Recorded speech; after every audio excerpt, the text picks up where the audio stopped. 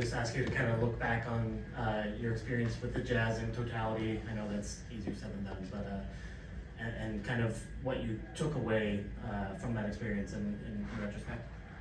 Yeah, I think you say easier said than done, and I think that is true because of so many ways that time impacted me and my family. It was great years, and Ryan and that relationship and everything that he did, Danny, Justin, and then so many people within the organization that you're close with, players that had a chance to see during the course of games this year. So obviously, fond probably understates it as far as the memories that are there, and then you wouldn't leave out the fans and the people in the community that made that not just meaningful but just impactful for me and like I said, my family. Hey, how you doing, sir? Good.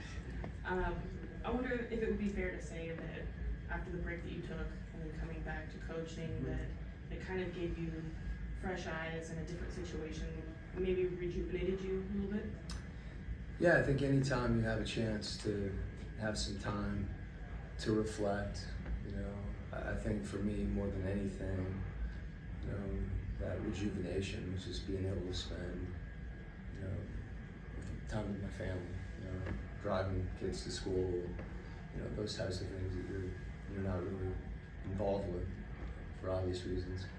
But yeah, it was a good period for me, and I think, that departure, so to speak, Will's done such a good job. He's a great coach, and so many people, as I said, in the organization that, even though you've quote unquote moved on, and I think everybody that's been in this league understands that that's part of it.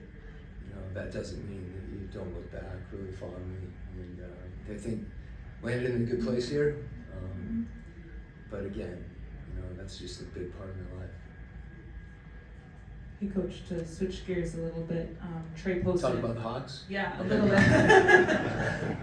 Trey posted on, I think, Twitter, X, whatever they call it these days, that he had successful surgery. I'm wondering how much you had time to talk to him, if at all. Yeah, we've been in contact really from the time I saw him immediately after the injury, and then anytime this is the first time that he's missed anything significant, a game here and there. And there's always, you're always anxious going into the surgery, regardless of what it is. So try to support him through that. And, as I mentioned before, just, you feel for him. And, he's having a great year, and this interrupts it, and hopefully get him back quickly. And, I'm not qualified to talk about the surgery itself, but it sounds like it went well, and he's more than likely focused on what he needs to do to come back. Hey, Quinn. Oh, to your right. Yeah. There you go. Hey, Bob. Hi. Couple of questions about point guard play from the Orlando game. First on DJ, aside from the stats, what you saw in terms of the intangibles for that game? Yeah, I think DJ's been, he's been playing the point for us, and he's shared the ball with Trey when they're in the game together. And I've talked about those two guys as a backcourt, and certainly DJ and Trey are different players. We've had some different lineups in the court generally right now, so it was good to see us defend. Obviously that's something that's been a point of emphasis for this year, and some of those habits. And as I've said, you want to see consistency through that. DJ's, one of the things that's been fun. Anytime a player gets better, and that's not to diminish in any way the player that he's been, but you see his aggressiveness from three, shooting off the dribble, catch and shoot.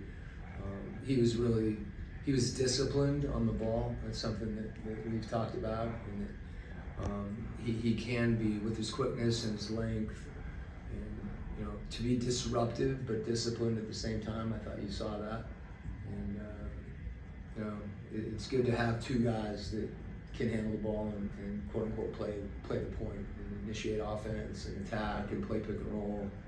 And you know, it was good to see that, and really our whole team, you know, and that's something hopefully we can continue.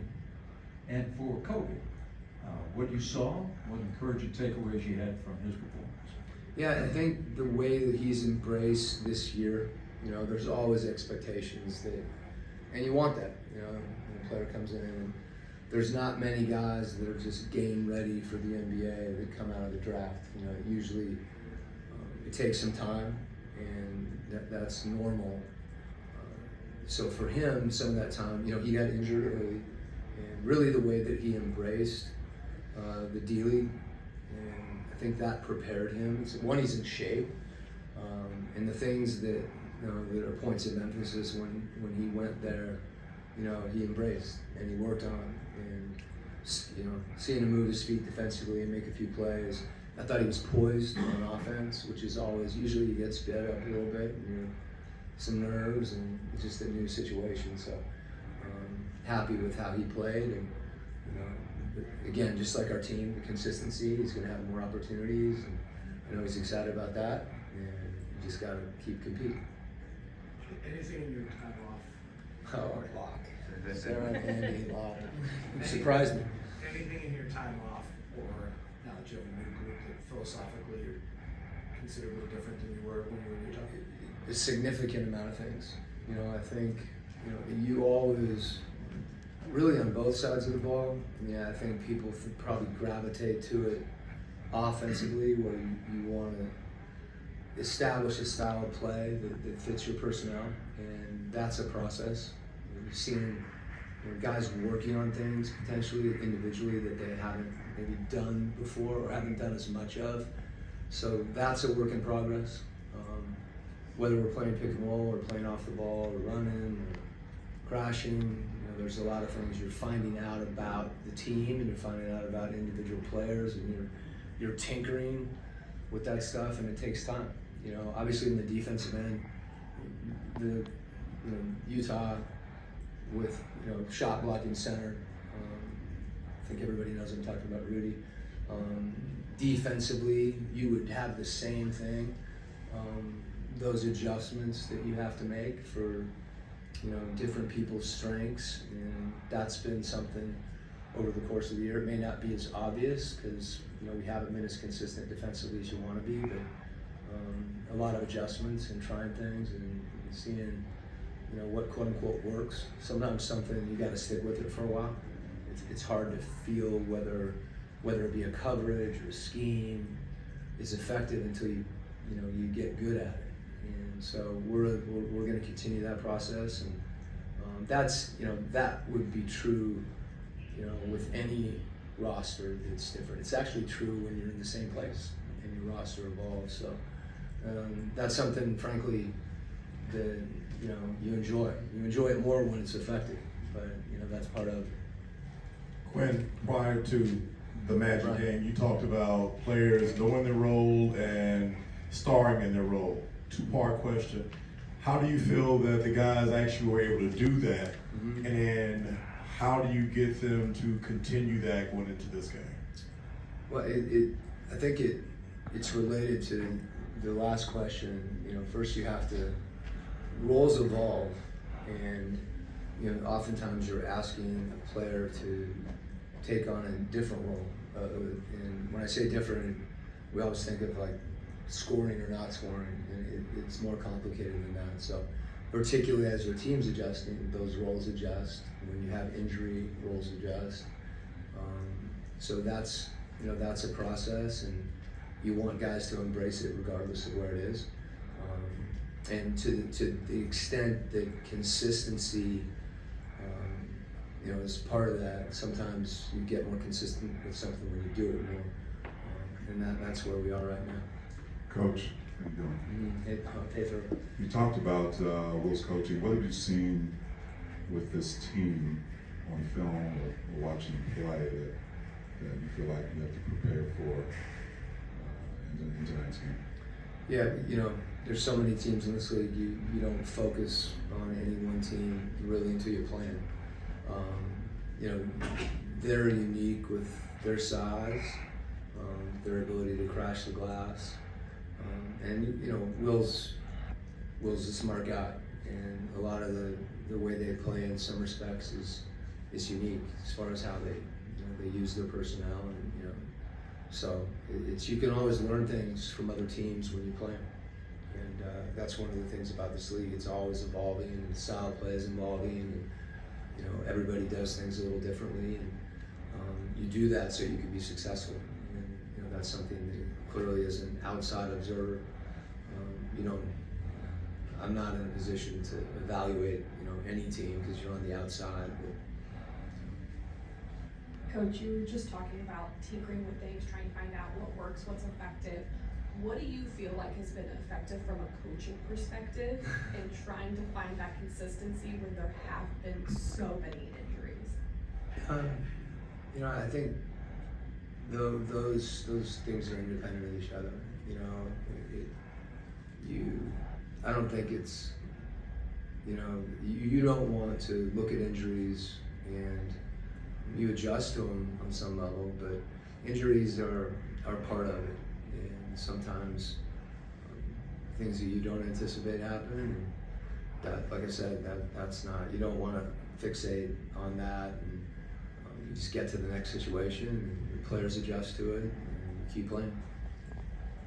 Coach Jalen Johnson has kind of unlocked under you since you've gotten here. What has allowed him to be successful this season? You know, he worked really hard this summer. And I think he embraced some of the things that, you know, that we identified that could help him and really play to his strengths. And his versatility, he has to work on a lot of things because he's capable of doing a lot of things. So whether he's pushing the ball in transition, you know, he had that one setback with his wrist. You know, he's not one of those guys that gets tired. And I think for him, you see, you know, flashes of different things that he's capable of doing, and that consistency is something that's part of, you know, improving as a player. So whether it's his passing, his shooting, you know, I think his ability as a playmaker is really unique. And even that, though, you're kind of figuring out how to do that. But he's embraced a lot of the things we've challenged him with, and it's been a lot because he's capable of a lot. Have you thought at all about what it's going to be like the first game back in Salt Lake? I thought about this game. I can't get too far forward.